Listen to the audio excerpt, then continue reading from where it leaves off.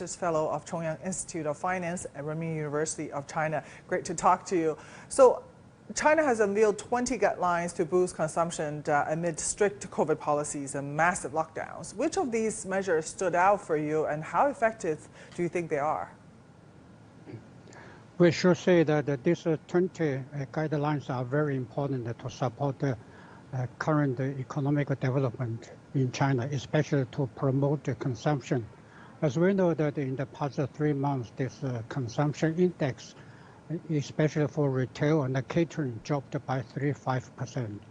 And as we know, since last year, the central government has announced again and again that reiterated that we are facing 3 challenges of the downward economic pressure. The first of the 3 problem is the consumption is getting weak. So in order to make the tremendous change and support the consumption, that the central government has really worked out many possibilities and also policies to support this economic further development, especially for the consumption. As we know, the dual circulation is mainly based on the domestic consumption, but in the last 3 months, due to some pandemic resurgence that in China, that some special areas that are locked down, and also transportation logistics has made some problem for the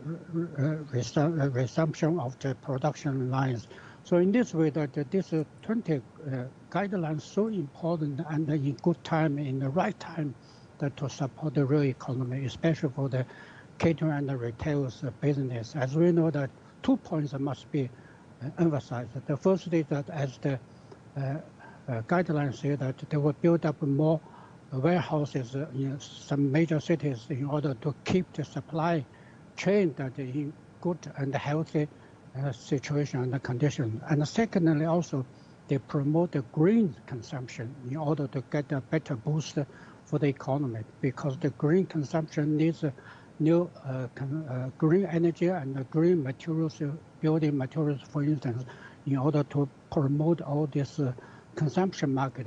But the most important thing that the 20 guidelines that are building up the market confidence that China is working on the right track to support all the economic development, because the confidence is the basic for everything. So the confidence restored, I think all the business will come back. I'm sure that in the time to come, all the situation will get improved. Yeah, I remember you were rooting for these measures to boost consumption to come out just a few days ago when we spoke last. So it's very efficient, and it came out very quickly after we talked about it. Now, the central bank has also lowered the foreign exchange reserve requirement ratio by 100 basis points. What kind of signal is the PBOC sending by doing so? Is this in response to capital outflows?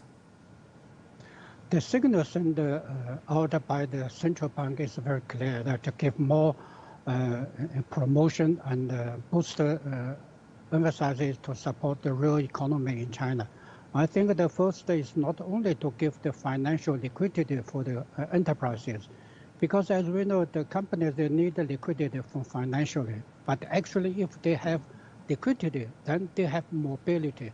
Because the liquidity and the mobility both are the 2 wheels of the real economy. So when they have liquidity, then they have a possibility to have movement that is mobility. But in the past 3 months, we see the bigger problem that the mobility is quite few and quite weak because of the lack of liquidity.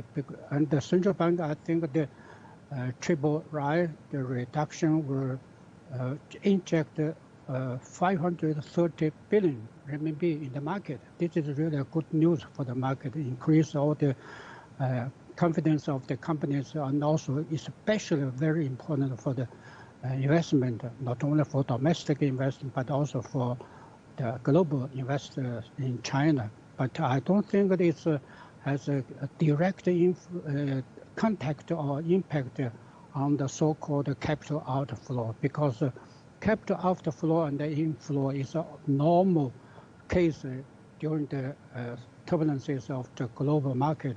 But when China has always taking the prudent financial and the monetary policy, I don't think the capital outflow will come at a high risk for China.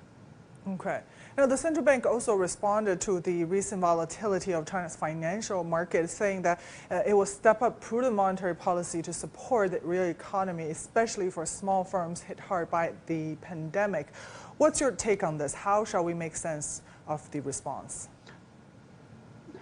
Actually, in the past year, the central bank has tried the best to give more policies in favor of to support the retails and small companies, but in reality, that is still difficult for these small companies to get boosted because of two questions. One is that the market access for the small companies are still limited.